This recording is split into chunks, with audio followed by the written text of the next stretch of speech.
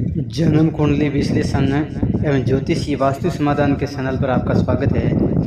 विवाह में होने वाले विलंब, देरी से विवाह होना और विवाह होने के बाद में भी विवाह का शुभ परिणाम नहीं प्राप्त होना या विवाह सफल क्यों नहीं होता है, अकस्मात किसी कारण से विवाह टूट जाता है, तलाक हो जाता है, उसका क्या कारण होता है।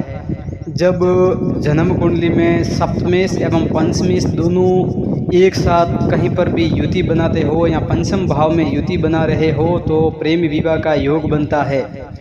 और अभी जो एक कुंडली का विश्लेषण कर रहे हैं, उस कुंडली के अंदर सप्तमेश दूसरे भाव में स्वराशि में विराजमान हैं एवं उनके साथ में पंचमेश भी विराजमान हैं। परंतु यहाँ एक समस्या है, मंगल और शनि जब भी एक साथ कहीं पर विराजमान होते हैं तो अच्छा योग माना नहीं जा गया है। दाम्पत्य जीवन के लिए हो या वैवाहिक संबंध, संतान के लिए हो या व्यक्ति के जीवन के लिए हो, कहीं पर भी ये शुभ माना नहीं गया है। कई ज्योतिषी ग्रंथों के अंदर इसको विस्फोटक योग भी बताया गया है। यहाँ पंचमेश और सप्तमेश का संबंध हो गया हो, परंतु शनि और मंगल का योग अच्छा नहीं होने के कारण इन्हें शुभ फल प्राप्त नहीं हुआ। एक योग सभी लग्न कुंडलियों में माना नहीं जा सकता। दूसरी बात, सप्तम भाव में राहु विराजमान हैं और केतु की दृष्टि है और वैवाहिक जीवन सुख में बहुत ज़्यादा परेशानियां उत्पन्न कर रहा है, जिसके कारण प्रेम विवाह तो क्या सामान्य विवाह भी होने में ज़्यादा समस्या हुई होगी और आगे हुई है तो भी इनका सबसे कम समय में इनका तलाक भी हो गया है।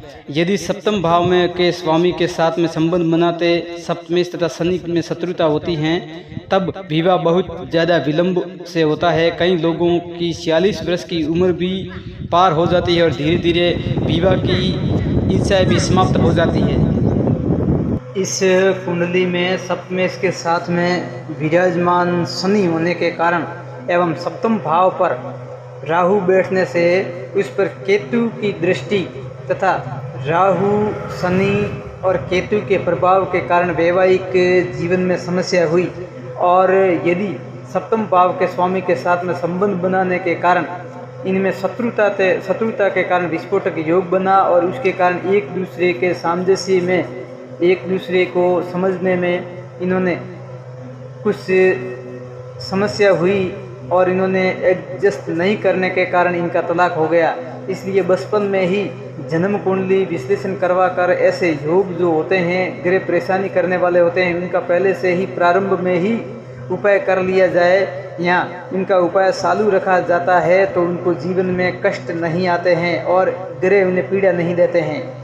इसलिए कहा गया है शास्त्रों में, ग्रह ही धर्मराज बनते हैं और ग्रह ही यमराज बनते हैं। अब अपनी प्रकृति के अनुसार अपन यमराज और धर्मराज दोनों में से किसको सुनते हैं, ये अपने खुद पर निर्भर करता है।